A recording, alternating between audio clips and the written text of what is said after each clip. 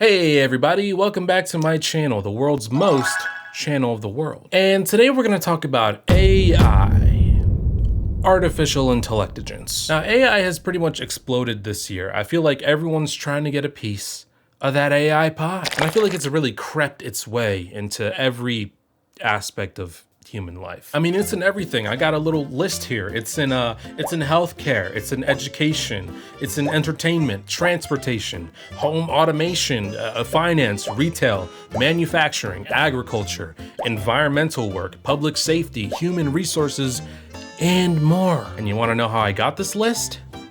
AI told me it, which is so twisted. It gets a little Twilight Zone-y if you think about it, because it's literally AI bragging to me about how much it does in society and how much we depend on it. Like it's kind of creepy, but to be honest, I don't care how creepy it is. All right, I eat it up because it is cool to me. But there's a line with AI. There's a line that I think AI should never, ever cross, and that line is replacing creative jobs. And let me just say, I don't think AI should replace any jobs, but I am in the creative industry myself. So I'm gonna be selfish and talk about my point of view, okay? Let's continue. See, the thing about these examples that ChatGPT mentioned is that they aren't really the type of AI that I associate with what's highly trending right now. These examples seem to be more like algorithms, virtual assistants, robots, stuff that has existed for years now. The stuff that worries me is all the creative AI uses that have really blown up this year. You know, AI that people use to make artwork or to make music or use for creative writing. That stuff really scares me. And again, I am a fan of AI, okay? It's not like I don't like it or don't use it. I do like it and I do use it. I literally work at a company that's based in AI, so it's not like I'm against it. But with that being said, I am wary of AI. I'm cautious, I'm heedful, I'm circumspect of AI, if you will. And I think that everyone ought to be, at least a little bit. Because AI is a very powerful thing.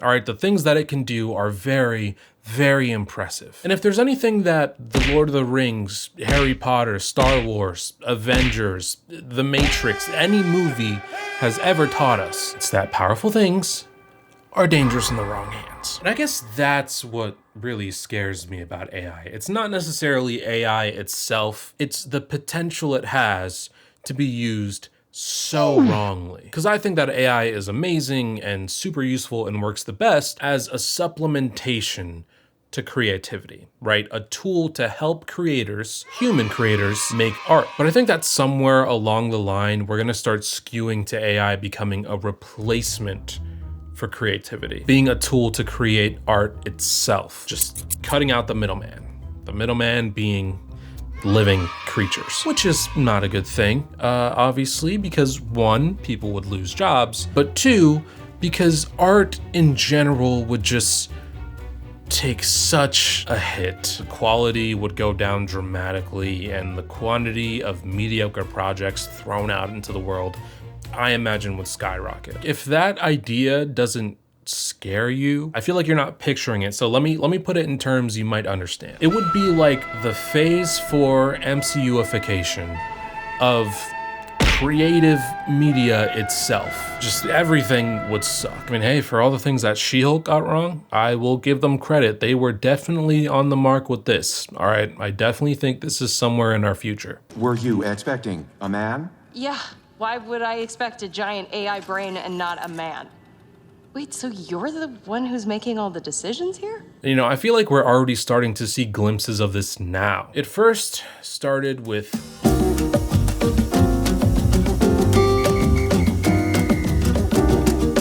the first pillar to be struck, the first line of defense to be taken out by AI. Or at least that's when I first noticed any discourse about this topic. I don't know if you guys remember DALL-E. It like really exploded in 2022 and it was super cool. All right, I loved it. It was dope faux shizzle. Because with a basic description, you could get a piece of artwork that was generated on the spot, and the results were actually pretty insane. I mean, just look at some of these examples. Teddy bears walking on the moon, 2 cute avocados wearing sunglasses, a cow in the studio, or the stew, as the kids like to call it. And this one really blew me away. An ancient Egyptian painting of people arguing about who's gonna take out the trash. I mean, this shouldn't be able to exist. Like, guys, this is not real, all right? This is not a real image. This was crafted by a computer. I mean, this literally looks real. It looks like it belongs in like a National Geographic article. The textures, the lighting, the shading, like it has all of it down. It's insane. It's too insane, all right? It shouldn't be this easy to make something like that. And I feel like for the most part, people had that sort of sentiment. The general consensus was that AI artwork, it was not real artwork, it was dangerous, it was anti-human, it's not good, it's bad, and you shouldn't use it. And in reality, that's probably too blanketed a statement. You know, I wouldn't necessarily say it's inherently wrong to use DALL-E or Midjourney or Stable Diffusion to make like fun, silly little images, but I do think that there's a moral line there that could be crossed. For example, someone trying to claim an AI image as their own work, which is obviously not right, especially considering that AI essentially steals artwork from thousands of creators online to use as references when they create their own art. Or another example, like using AI to make a logo or a flyer for something instead of paying an actual human graphic designer. So that's like the artwork side of this AI takeover, right? And I think that's where you can see the biggest influence of AI starting to creep in. They're the ones that got hit first, and I think because they got hit first, there was a lot of buzz and talk about all the negative sides of using AI. But then came the next wave. I came in with my ex like Selena, the flex, bumping Justin Bieber, the fever, it left. That's right, my friends, AIMusic. Artificial bops, if you will. It's kind of weird because to me at least, music never really seemed like the sort of thing that would be affected by AI. It just didn't really seem that applicable to me. I don't know, maybe it's just because I didn't really think about it much, but clearly somebody did, because on April 4th, 2023, a TikTok user by the name Ghostwriter977 released Heart on My Sleeve, a song by Drake and The Weeknd that wasn't actually made by Drake nor The Weeknd. Maybe The Weekday. No go, sorry. The way this song was made, to my knowledge, which could be completely off, so don't quote me, is that Ghostwriter pretty much made the song himself. He made the beat to the song, he wrote the lyrics, he even did the vocals, but then he used AI to change his voice into Drake's and The Weeknd's. And as you probably already know, this song went extremely viral, but it got a very different reaction from the public than AI artwork did. The reception was very positive. It got millions of views, it got tons of streams. I think it got like 600,000 streams on Spotify. It was taken down pretty quickly though by UMG. We'll get more into that later, but it's still everywhere on social media and YouTube. So I was scrolling through the comments of some of these videos just to see what people were saying, and everyone was really supportive and they were pretty much just praising the song. There was even a comment asking if AI could bring back the old Drake. So clearly she's not bothered by this at all. In all the reaction videos to this song, everyone loved it. I mean, you'd think they were just listening to a regular release. Basically, the reaction was the exact opposite of AI artwork, which is so interesting to me. I wonder why that is. Maybe it's because the song was still technically made by a human. It wasn't just completely AI generated, but still the AI voice stuff is pretty alarming. I mean, hey, I guess it just goes to show that when you make good music, you can pretty much get away with anything you want. Well, almost anything. I'm fighting for my life. Y'all killing me with this. So yeah, song performed very well, was liked by many people, could have even been liked by you, but it definitely wasn't liked by the music industry. Like I said, UMG immediately got it taken down from all streaming platforms, and I think they also took down the original YouTube video of the song. So yeah, they were big mad. But I gotta say, I'm kind of on their side with this, which makes me feel gross. I hate agreeing with a corporation.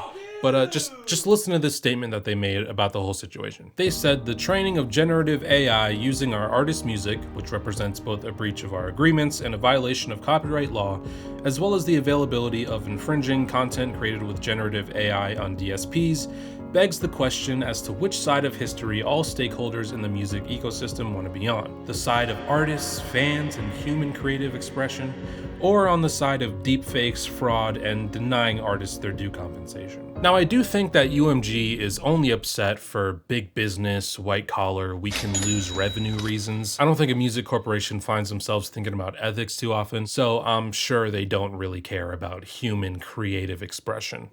Stop the cap. But I do think that they should crack down on this sort of thing. Because while I do think AI music is pretty harmless now, it seems to be used more in like a meme-ish way, a more funny way. Editor Randy, feel free to throw some examples if you want. I should have bought you flowers and held your hand. I don't need no light to see you shine. He say that I'm good enough, got my third. Think about shit that I shouldn't know. So I tell him this one of me, he making fun of me. Ha, this girl is up under me. Country roads, take me home to the place that I belong. So yeah, while it seems pretty harmless now, I feel like it's just gonna be a slippery slope into bad. Now, not only do artists have to worry about their literal voices being stolen, or getting Ursula'd, as I like to call it, but I do think that AI could potentially take the soul out of music, which sounds extreme, I know, but just think about all the insidious ways it could be used. For example, I can see someone making new music out of a deceased artist's voice. Like, remember when Pop Smoke died and everyone was mad at his label for juicing every unreleased and unfinished song out of him? Well, imagine if someone released a whole new album under his name using his AI voice. Feels icky, right? Or if we want to put on our tinfoil hats for a sec, I can so see a corporation like UMG use AI to release a song for an artist without their consent or without them even knowing. Like, if there isn't already, I'm sure these record label contracts are going to start demanding the rights to an artist's voice for that very reason, especially when they're so hell-bent on deadlines and rushing an artist through their creative process so they can get an album out on time. Or if the artist and the label have creative differences, I feel like that happens a lot. Well, now that I have your AI voice, I don't care if the album is unfinished or if you don't agree with me. I'll just make your music myself, whether you like it or not. And just like that, the middleman is taken out of the equation. The middleman being living creatures. So yeah, AI music, not really a fan, but I will unapologetically listen to SpongeBob and Mordecai sing Golden Hour because that is just beautiful. Okay, let's move on to the last thing that I don't want AI to be in.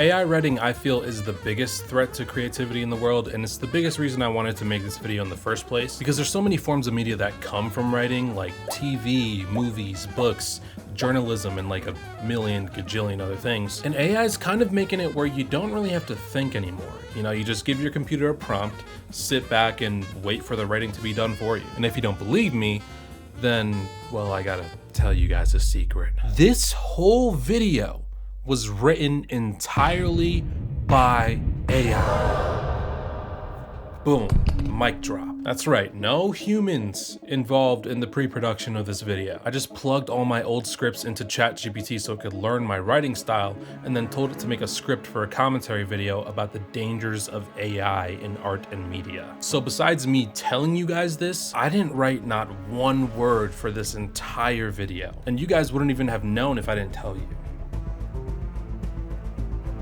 I'm totally lying, guys. I wrote everything in this video. AI is just not that good yet. But even if for a second you did believe me, which just shows how powerful AI is, that you would even entertain that thought. But yeah, in reality, AI writing is pretty weak right now, especially if you're trying to use it for narrative writing. I mean, don't get me wrong, it could definitely help you write a story, but by no means is it gonna push out anything good by itself. But even in this weak stage of AI writing, we can already see it having some effect on the TV and film industry. Like, I'm sure you guys have heard of the writer's strike that's been going on for a couple weeks now. Support your writers, by the way. But if you haven't, let me catch you up to speed. Basically, there's a union for writers called the Writers Guild of America. And if there's any TV show or movie that you've ever liked, it's because of those writers. And the main reason they're on the strike is because they are being supremely underpaid. Because the best way to get paid for your work is with residuals. For example, with regular cable TV, because there's really expensive ads playing during these shows and movies, residuals means that writers get a small piece of that revenue every single time it's played. It's the same reason that actors on huge shows like Seinfeld or Friends pretty much don't have to work for the rest of their lives. But now with streaming services, writers don't get any residuals off of that or any recurring payments. They just get a flat rate for the work that they did and then move on. So while these big studio execs are getting continually rich off of the work the writers did, the writers are struggling to pay rent while they're looking for their next job. So that's the main reason for the strike. But the reason I bring this up is because they're also striking against ChatGPT. Because again, corporations don't think with ethics, they think with money. And hey, why pay a whole room of writers when we can just get ChatGPT to do the work for us for a fraction of the cost? So the writers are also striking to make sure that there's a clear line in the sand with AI and that it'll in no way replace actual writers' rooms, which is a very real and scary possibility. On one of my favorite podcasts, Taste Buds, one of the hosts, Joe DeRosa, gave a pretty good prediction on how AI could completely ruin TV and film in the future. It will quickly get to a point where AI scripts are being generated within, I would say, within less than 2 years. I would argue. that is new. Scripts are very nuanced. Buddy, you think? Look at the crap they put on television. You think they're going to bat an eye? So here's the thing they'll do, though. They'll generate scripts with AI, and instead of having a writer's room, they will hire one writer who's good, and they'll say, doctorate. Your job 40 hours a week is to sit with this script that's already written and fix it. And that's it. You just saved yourself hundreds of thousands of dollars. And if you're thinking, well, you said AI writing was weak, that's probably not going to happen anytime soon. Wrong. It already has, because South Park famously made a recent episode using ChatGPT to write it. And to be fair, the episode was about ChatGPT, so using it was more for novelty or gimmicky reasons rather than to try and save money. But it shows that using ChatGPT to write something is completely doable on a professional level. So AI writing 100% poses a legitimate threat to film and TV, and it just needs to not do that. I don't like it.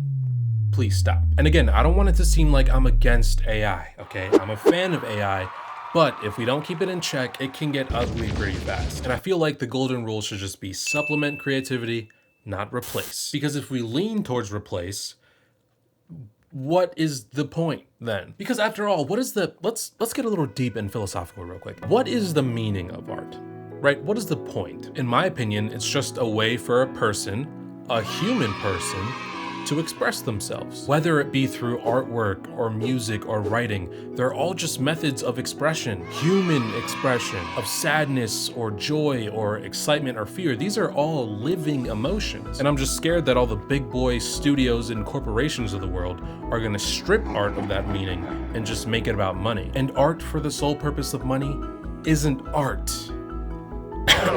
And to me, the scariest part of all this is that AI is still pretty young. Because think about it, we weren't having these kinds of conversations a couple years ago, but now it's like one of the biggest topics of discussion. Imagine what AI could be capable of in 10, 20, 50 years. So I really think that we as a society should make our rules and regulations and morals about AI now while it's still young. Because if we don't, that can mean really bad things for us, even outside of creative industries. So yeah, that's my spiel on AI. Thanks for watching. Sorry if I gave you any existential dread, but hey, at least it's over. You can forget you ever watched this. I can forget I ever made it, because at this point, I feel like just pretending these problems don't exist is the only way I can cope. So yeah, that's it for me, guys. Thank you for watching. Make sure to like this video and subscribe to the channel if you legally want to be better than everybody else. And stay tuned for my next video where I'm gonna be jumping off the Grand Canyon. Am I gonna have a parachute? I don't know. You gotta tune in to find out. All right, bye guys.